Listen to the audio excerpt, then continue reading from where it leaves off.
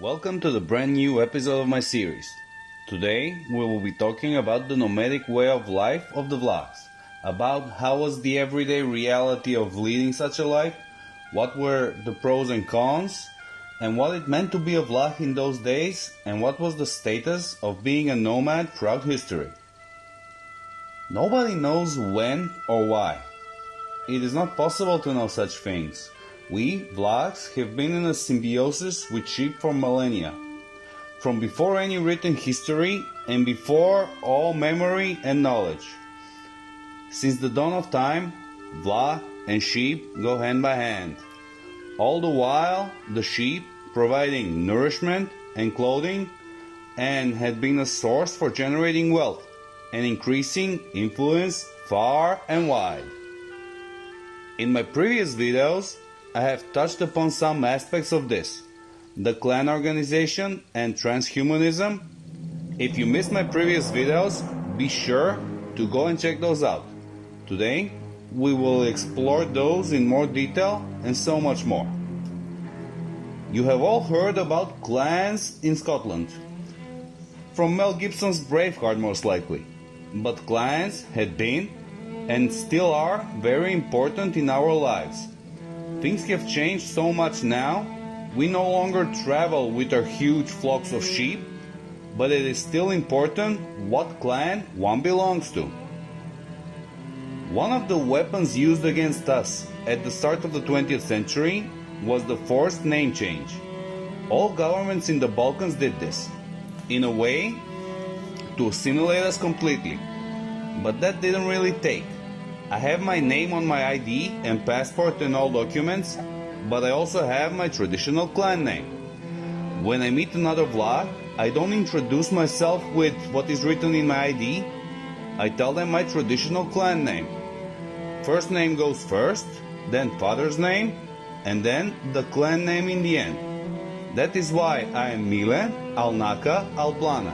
So, my first name, and Nako is my father's name, and Blana is my clan, and the al particle in between just means of.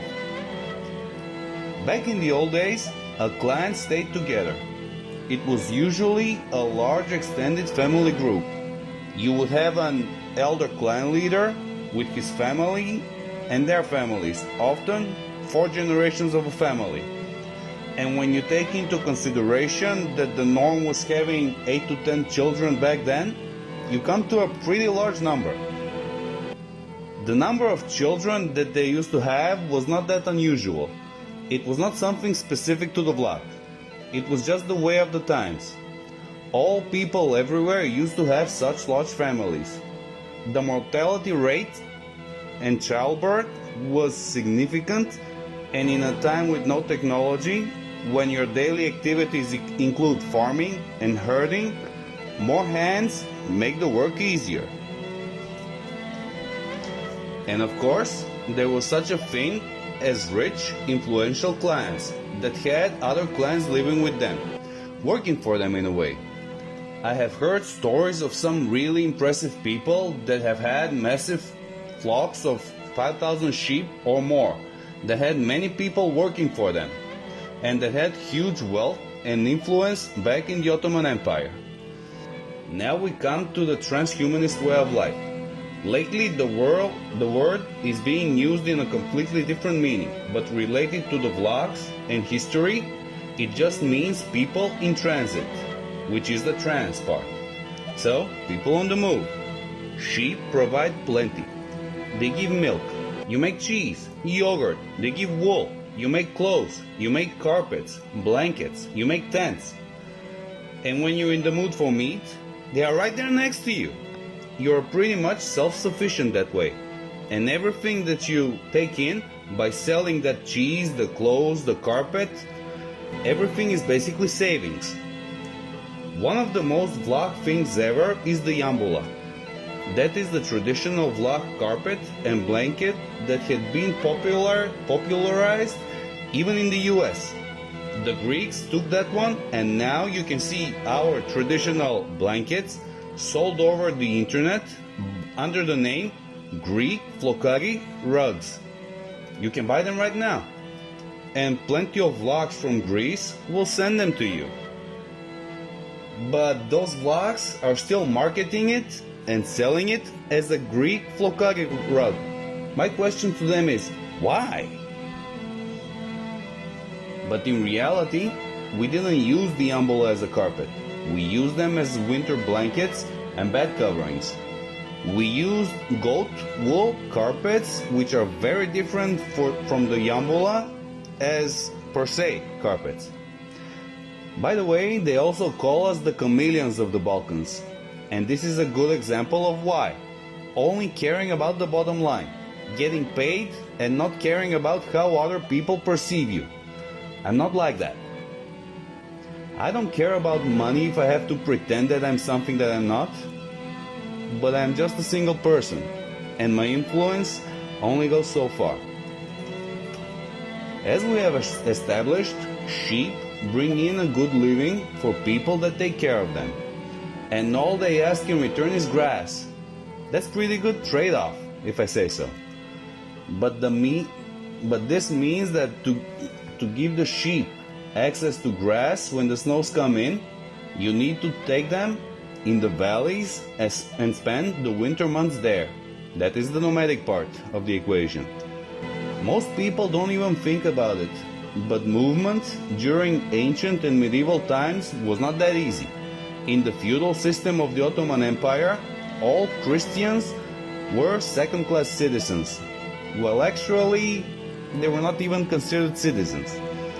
They were tied to the land where they lived, and they had to give a portion of everything that they produced on the land to the Ottoman Bey, the landowner. That was the situation for the Greeks, Bulgarians, Serbs, Romanians. Only Albanians and Bosnians were in a little better situation because most of them had converted to Islam fairly quickly. All that means that Vlachs have had a privileged position, both in the Byzantine Empire before and under the Ottomans. They had paid taxes differently, and basically, if the Sultan got the sheep that he demanded as yearly tax, it was all good.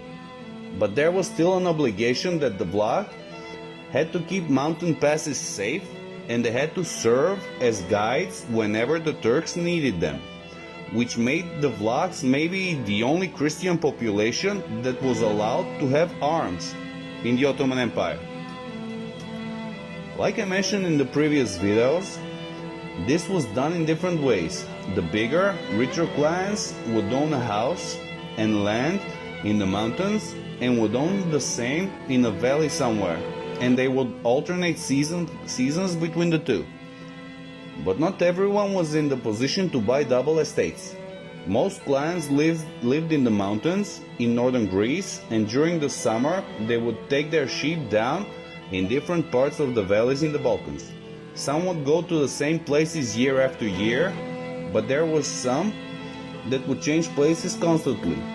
I guess it all depended on the money that they had to pay to some Turkish landowner for the right to settle there during the summer, and they would usually go to where it was cheaper. While the not-so-wealthy clans even spent the summer months living in the very famous straw huts, which was okay, I guess. But every such settlement still had to have at least one well-built stone house, because you needed that for the cheese-making part. But the situation changed drastically after World War II. All the borders closed, and moving around was not as easy anymore. Most countries became communist, which means the flocks and lands were taken over by the states, and everything was nationalized. They would leave each family a small plot of land and a very small number of sheep. My family were left with 5 acres of land and 50 sheep. They took all the rest. And the nationalization came in a really bad time. Right after the war, most Vlachs had settled permanently. Most Turks were leaving everything behind because it was not very pleasant to be a Turk in the new situation. And the Vlachs would buy the land from the Turks at huge discounts. But then the communists took power, and they took everything for the biggest discount ever, for free. People still to this day feel angry when they retell the old stories, how they took the buckets of gold that they had collected over a long period of time, and they had bought big estates, only to have them for a year or two, because in 1947 all those estates became property of the state. But still, there are many families that still keep the tradition alive. They still take care of sheep, but it is not a very profitable business nowadays. Too much work and not enough profit. I was in high school when we sold our sheep. We had like 300 at that time, not like back in the old days.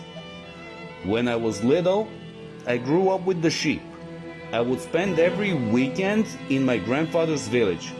I would go out in the hill with grandfather to take the sheep to pasture, and he would tell me stories of the old days. And in the evening we would bring them home, and I would help grandmother. Together we would corral the sheep, and grandfather would milk them.